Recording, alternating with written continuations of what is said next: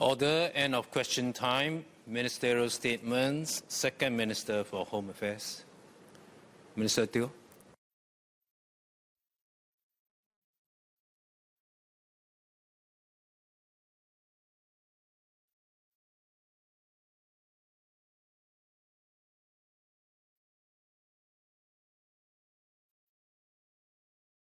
Speaker, on 15th August 2023, more than 400 police officers conducted simultaneous raids at multiple locations island-wide.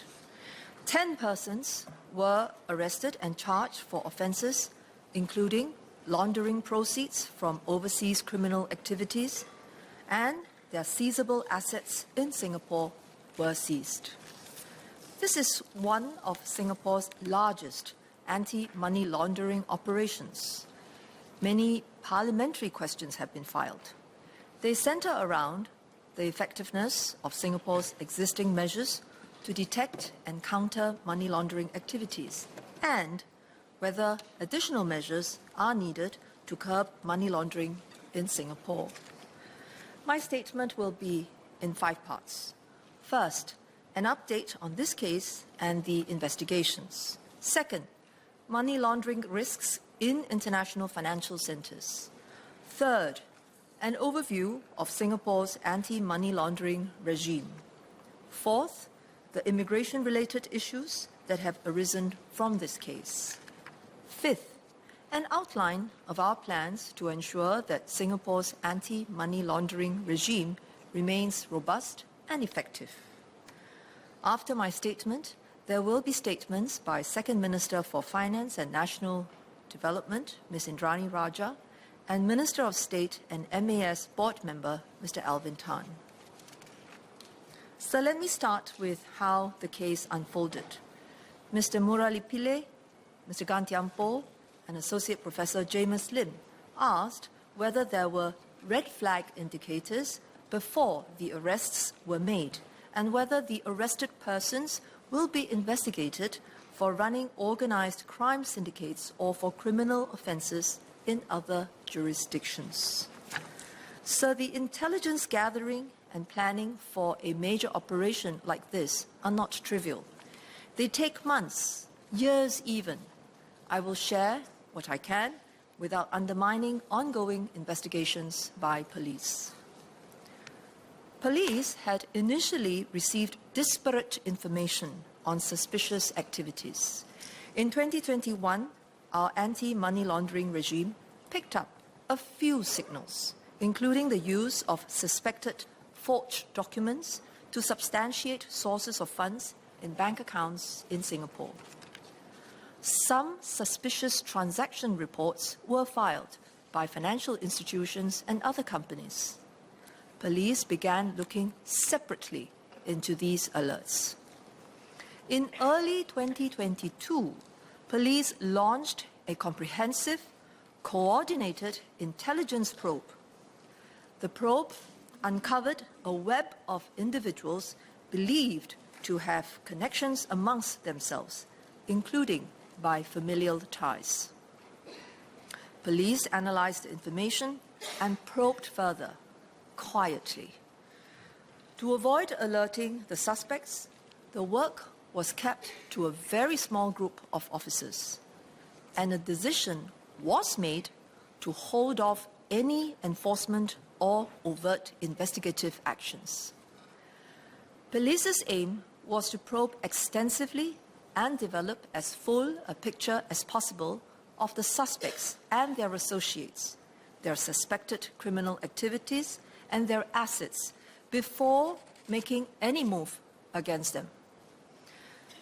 As the probe progressed, the web uncovered by the police grew and grew. More and more individuals were implicated in the alleged money laundering operation, and more of their assets held in Singapore were discovered. Police painstakingly and discreetly traced their ties and assets. Members would appreciate that anti-money laundering probes of this scale and nature are complex. Connecting the dots between people and things is a lot easier said than done. We also had to be very discreet, and so police moved cautiously and with only a very small team.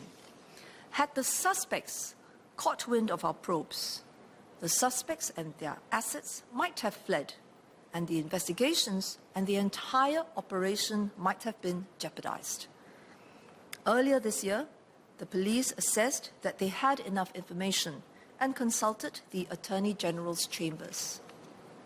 AGC assessed that we had sufficient reason to suspect that criminal offences had been committed in Singapore. Following the intensive intelligence probes, extensive reviews of information, and examination of evidence, police moved decisively against the suspects on 15th August this year. There has been some speculation circulating in news outlets, internationally and domestically, that this operation was carried out at the behest of China. This is completely untrue. Singapore does not need another country to tell us what to do to enforce our laws, nor will we do anything unless it is in our own interests.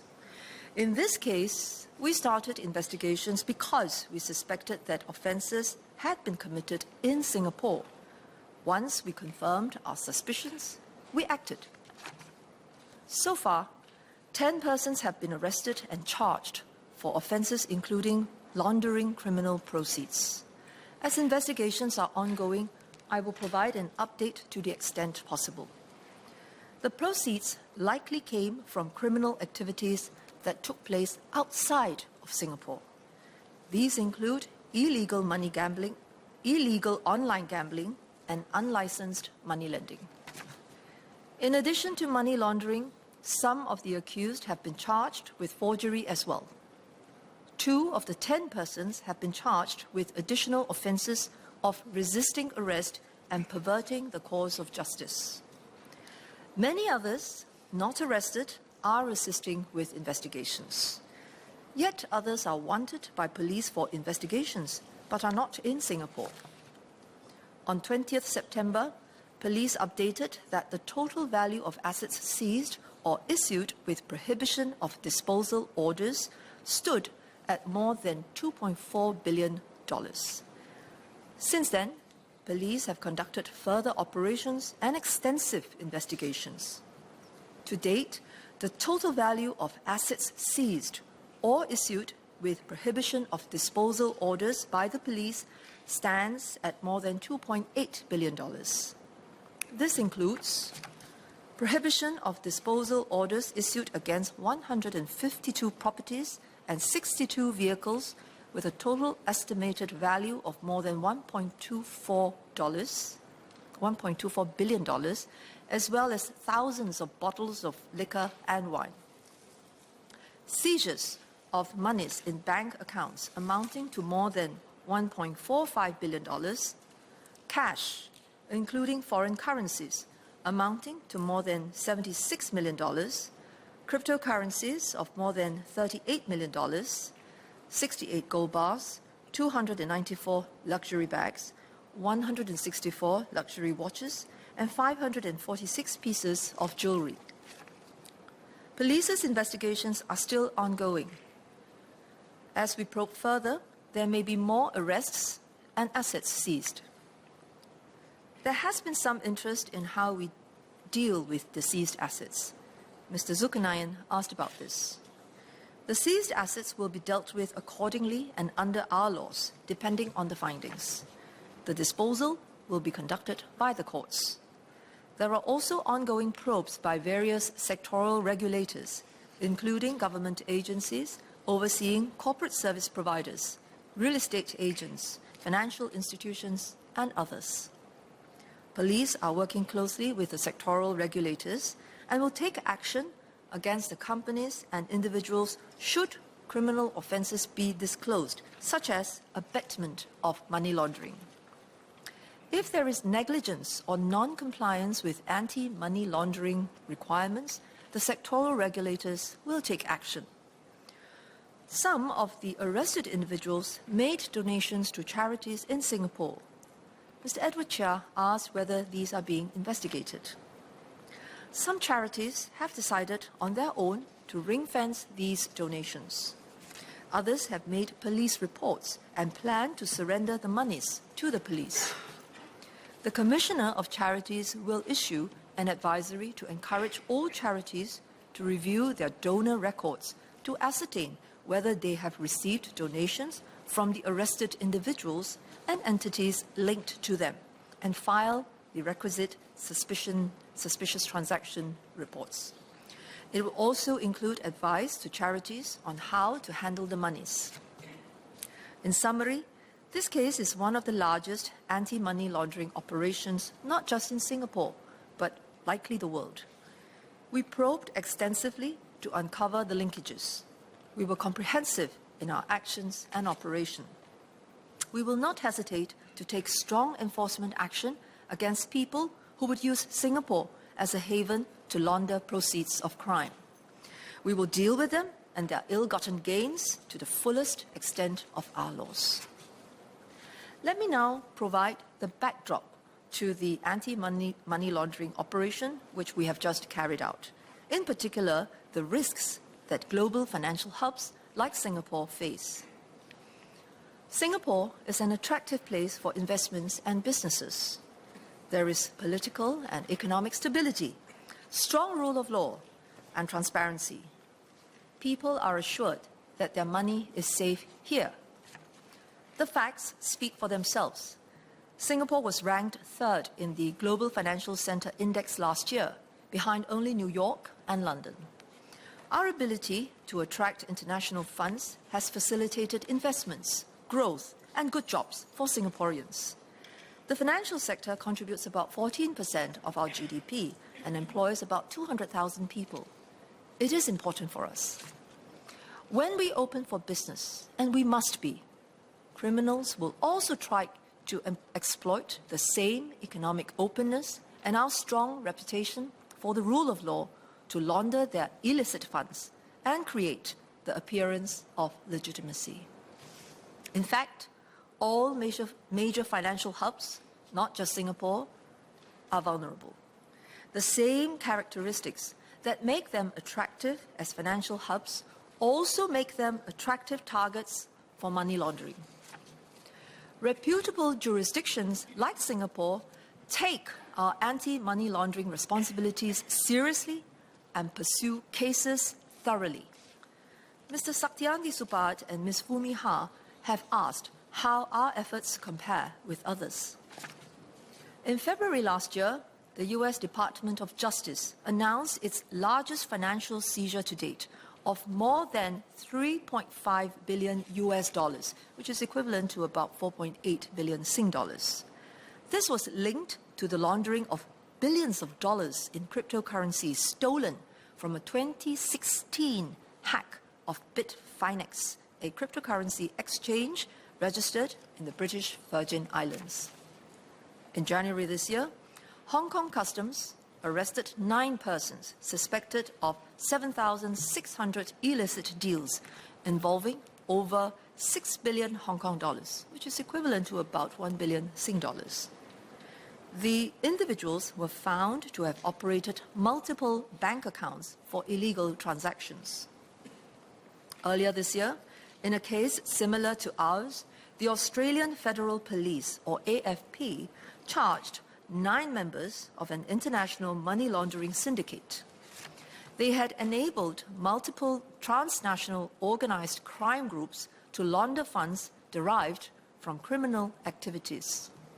The AFP restrained more than 150 million Australian dollars, equivalent to about 130 million Sing dollars, in property, cash, and luxury items.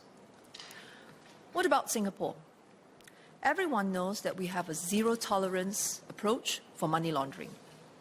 But just as low crime does not mean no crime, zero tolerance does not mean zero occurrence.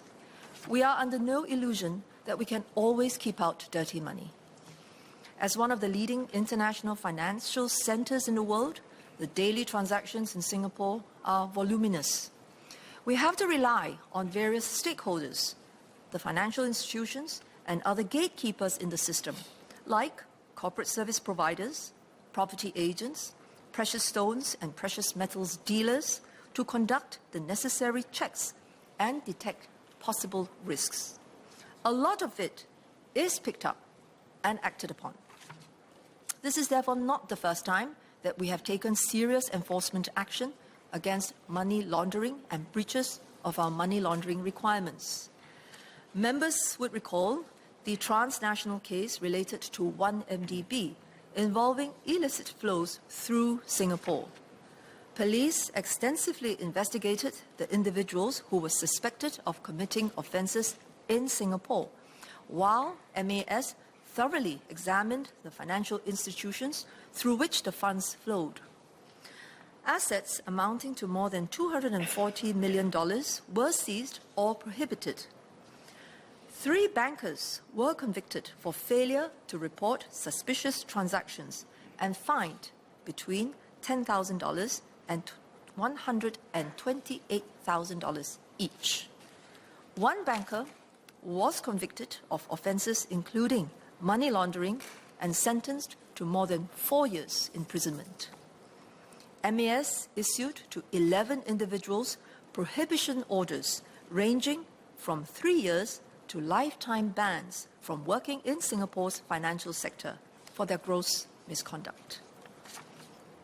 Another example involved Wirecard. Following news of irregularities in Wirecard's financial statements and the alleged involvement of Singapore-based individuals and entities in the matter, MAS closely examined these suspicions. 3 banks and an insurer in Singapore were issued penalties amounting to $3.8 million for failure to perform customer due diligence and to adequately establish the sources of wealth of high-risk customers. 7 individuals have been charged in relation to this case. 3 of them have been convicted for offences including money laundering. These examples leave no doubt that Singapore takes money laundering seriously. When there is reasonable suspicion to investigate, we do not hesitate to do so. We do not turn a blind eye to any risks once we are made aware of them. This is not the first time that we have taken serious enforcement action against money laundering offences, nor will it be the last. Even with stringent measures in place, we continuously review our practices. Each time we tighten up, the realistic aim is not to expect that no dirty money will ever come in, because that would inevitably also affect legitimate investments and businesses. Instead, the aim is to reduce risk, have a robust alert system, and take prompt enforcement action when we discover such activities as we did in this case. We must also not fool ourselves into thinking that no news is good news. Instead, we must have the capability to detect wrongdoings, and when we do, have the resolve to act decisively and robustly. This is why we have steadily and systematically built up our anti-money laundering regime over the years. We adopt a holistic ecosystem approach across the government, public-private partnership, and international collaboration. A whole-of-government effort is led by an interagency steering committee co-chaired by the Permanent Secretary of the Ministry of Home Affairs, the Second Permanent Secretary of the Ministry of Finance, and the Managing Director of the Monetary Authority of Singapore. There is close partnership between the public and private sectors. An example is the AML/CFT Industry Partnership, or ACIP. Co-chaired by MAS and the police, ACIP brings together financial institutions to share analyses of emerging money laundering and terrorism financing risks, as well as intelligence on specific cases.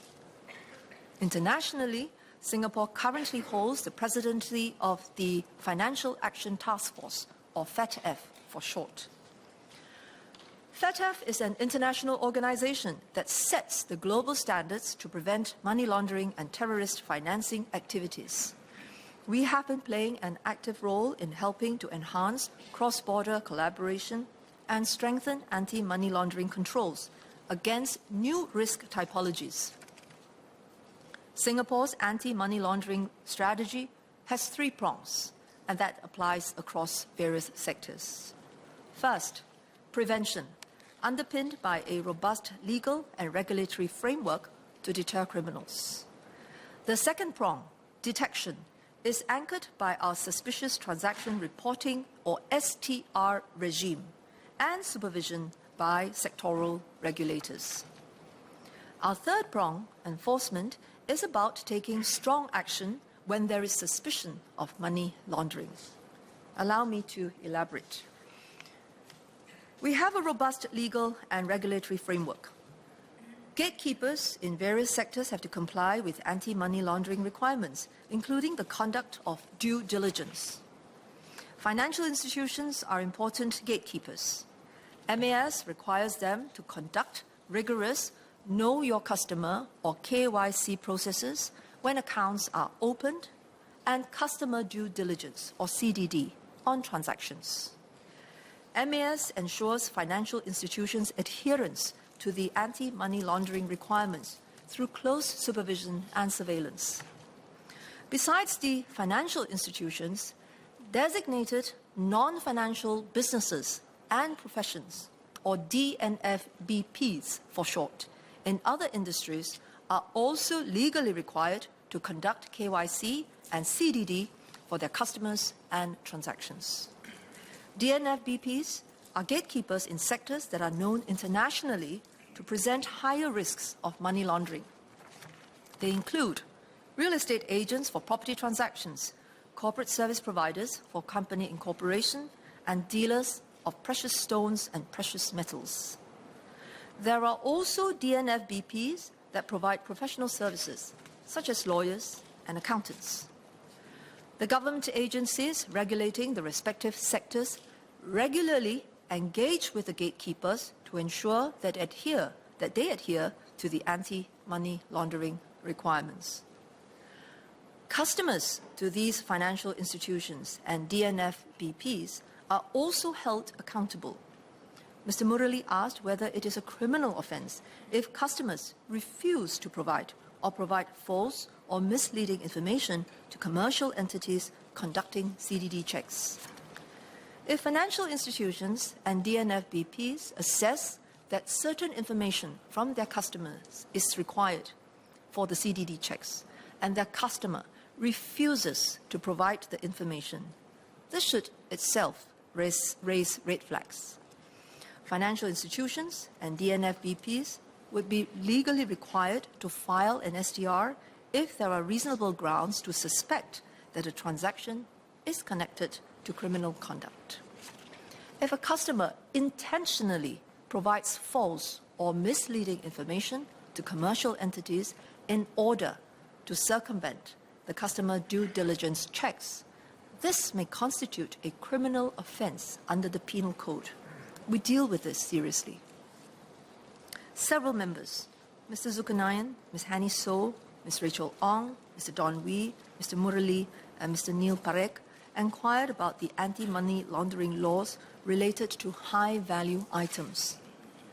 The Precious Stones and Precious Metals Prevention of Money Laundering and Terrorism Financing Act, or the PSPM Act, covers precious stones and precious metals, or PSPM, and precious products, which refer to any jewelry, watch, or other finished product where at least 50% of its value is attributable to precious stones or precious metals.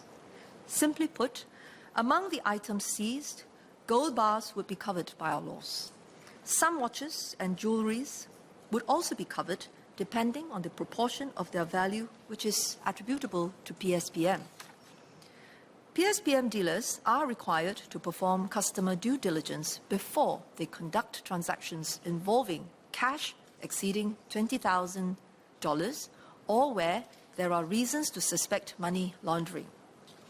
As PSPMs may easily be converted to cash, PSPM dealers are also required to file cash transaction reports with the Suspicious Transaction Reporting Office of the Commercial Affairs Department, or STRO, if they conduct transactions involving cash exceeding $20,000. Mr. Zulkarnain asked what measures are in place to ensure that the requirements are not circumvented. PSPM dealers are subject to inspections to ensure compliance with our regulations. Appropriate actions are taken against contraventions of the PSPM Act. To the question by Associate Professor Ratswana, since 2021, 96 enforcement actions have been taken against PSPM dealers for failure to comply with customer due diligence and cash transactions reporting requirements. A number of the suspects had purchased high-value assets, such as luxury cars, bags, liquor, and ornaments. These were among the assets that were seized or issued with a prohibition of disposal order. They are currently not regulated, unlike, for example, PSPMs. In fact, Singapore's AML CFT requirements comply with international standards set by FATF, which takes a risk-based approach targeting areas that have been assessed internationally to present higher money laundering risks. We will examine if Singapore needs to extend anti-money laundering requirements to new classes of assets beyond what FATF has recommended. This has to be evaluated carefully so that we do not end up unduly inconveniencing legitimate businesses and customers. The second prong of our AML regime is detection, of which a cornerstone is the SDR regime. Our laws make it a duty for everyone, including but not limited to landlords, property developers, financial institutions, and corporate service providers, to report suspicious transactions. Under Section 45 of the Corruption, Drug Trafficking and Other Serious Crimes Confiscation of Benefits Act, or CDSA, all persons have a duty to inform STRO if the person knows or has reasonable grounds to suspect through the course of his profession or business that any property or transaction they are dealing with may be illicit. There is no minimum threshold for STR filing. There are also sector-specific requirements to file STRs. We take STR reporting obligations seriously. Failure to file an STR is an offense. We have taken and will take action against those who failed to file an STR when it was merited. Several members, Mr. Dennis Tan, Ms. Sylvia Lim, Mr. Vikram Nair, Mr. Wee, Ms. Ng Ling Ling, Associate Professor Ratswana, Mr. Derek Goh, inquired about our STR regime. These queries center around the extent to which STRs are filed and whether information obtained from the STRs is shared across government agencies, as well as whether any updates will be made to enhance the effectiveness of our STR regime. Sir, Singapore handles massive volumes of transactions every day. The reality that this sheer volume provides easy camouflage for illicit activities. Spotting a suspicious transaction among millions is challenging. To improve effectiveness, STRO has worked with sectoral regulators to develop red flag indicators to improve the detection of money laundering activities by gatekeepers. The red flag indicators are regularly updated to take into account emerging risk types in the money laundering landscape. STRO received an average of 43,000 STRs annually between 2020 and 2022. That's more than 150 every working day. Over 80% were filed by our financial institutions. Intelligence received, whether from STRs, STRO's foreign counterparts, or other sources, is analyzed thoroughly and extensively by STRO. If STRO assesses that the information is relevant It will disseminate the information to relevant government agencies, which will then conduct further investigations. All this work done by the STRO, sectoral regulators, and police is incredibly difficult.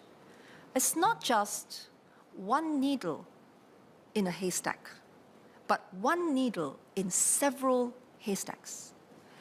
It is also not a static field because determined money launderers are always finding new ways to hide their tracks and avoid detection. In Chinese, we say, 道高一尺，魔高一丈. Against this backdrop, it is remarkable that our officers were able to uncover this web, and in a fairly short time. STRO will, of course, continue to update its methods and help agencies better connect the dots. In February last year, STRO commissioned a new data analytics system to enhance its ability to process large volumes of SDRs and raise the quality of financial intelligence disseminated to domestic law enforcement agencies. But let us understand, this is a never-ending challenge. With each new case, we will gain fresh insights and enhance our ability to detect the next one. Third, enforcement. As members would know, we take firm enforcement action against money laundering activities. From 2022, at least 240 individuals were convicted of money laundering offenses, largely for laundering domestic scam proceeds. In the same period, police seized more than $1.2 billion worth of assets in money laundering investigations. Mr. Yip asked how many money laundering and forgery-related cases involving $500 million and above have been reported in the past 3 years. Mr. Goh asked how we are deepening cooperation with foreign authorities to stem money laundering risks.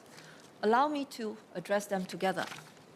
Let me cite a case which involved working closely with foreign authorities to trace and interdict the illicit proceeds in Singapore.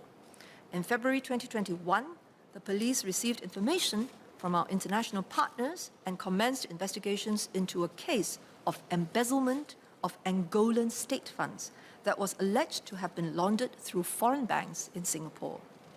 In the course of the investigations, SPF seized over $750 million from several bank accounts in Singapore. Another example of our cooperation with international counterpart. We rendered assistance to UK law enforcement agencies for the case involving former Formula One boss Bernie Ecclestone. The MAS, the police, and AGC worked closely with the UK authorities on their investigation and prosecution of Ecclestone. Singapore had proactively shared relevant information with our UK counterparts, which helped them develop their case. Domestic sectoral regulators have also taken to task entities which fell short of their legal obligations. For example, MAS has taken firm enforcement actions where financial institutions' controls have been unsatisfactory. In the past 5 years, 17 financial institutions have been taken to tasks for breaches of MAS's AML-CFT requirements. Members Ms. Fu, Associate Professor Lim, Mr. Patrick Tay, Mr. Don Wee, Mr. Alex Yam, and Mr. Leong Man Wai have filed questions relating to the entry and stay of foreign nationals in Singapore. Specifically, how do we scrutinize applications for work passes and other immigration facilities, and how we step up checks on high-risk individuals, including those with criminal records or who are wanted in foreign jurisdictions or who may have used false identities. Let me first provide an update on the immigration status of the individuals under arrest. To recap, 10 persons have been arrested and charged. They hold employment passes and dependence passes. At the time of their applications, none of them were on Interpol's red notice. As I updated earlier, police has been casting its net much wider than these 10. Investigations are ongoing, and many persons have been interviewed, and more will be. They include Singaporeans, permanent residents, and those on different types of immigration passes. Anyone who is found complicit in the wrongdoing after ongoing investigations will be dealt with in accordance with the law, regardless of their immigration status or whether they are Singapore citizens. We have frameworks in place for the assessment of applications for work passes and other long-term immigration facilities. The frameworks incorporate information from multiple sources and agencies. Applicants are screened against a database of blacklisted individuals. We use data analytics to identify and scrutinize higher-risk applications. Foreigners convicted of an offence in Singapore may be deported from Singapore and in some cases banned permanently. Mr. Wee asked whether we work with foreign governments to verify the information provided by applicants. Where the agencies have suspicions, we do so. Our Singapore overseas missions also help to verify the authenticity of the documents. However, given the volume of applications, it is not possible to conduct verification checks for all of them. Members will appreciate that no screening process is foolproof. We will review how to tighten our verification checks at various points. At the same time, we should be sensible. Most people are not illegal money launderers or criminals. If we make the rules too tight, then it is the vast majority of innocent applicants who will be unnecessarily penalized. The crooks will still try to find a way around the rules. So we need rules, we need to apply them, but let us be careful about knee-jerk reactions, which may make our business environment unfriendly. What we need are rules which are internationally accepted and workable. Our task is to minimize the risks and increase our ability to catch these persons without affecting the majority of proper legal transactions. Should there be further clarifications on the work pass application regime, my colleague Minister Tan See Leng will address them later. Sir, let me conclude. Singapore has in place a robust anti-money laundering regime. We are held in high regard internationally, not just as a financial centre, but for our strong, principled, and no-nonsense approach to taking down individuals who break our laws. In its last evaluation of Singapore in 2016, the FATF assessed Singapore to have a strong legal and institutional framework against money laundering and terrorism financing. We achieved substantial results in several aspects, even as a few areas were identified for improvement. We have moved since the evaluation to address these areas and to further strengthen our regime. We have updated our prevention frameworks to keep pace with the evolving risks and typologies of money laundering and strengthened our capabilities to proactively detect and take firm enforcement action. Nevertheless, this case is a reminder that even the most stringent preventive measures can be circumvented by determined criminals.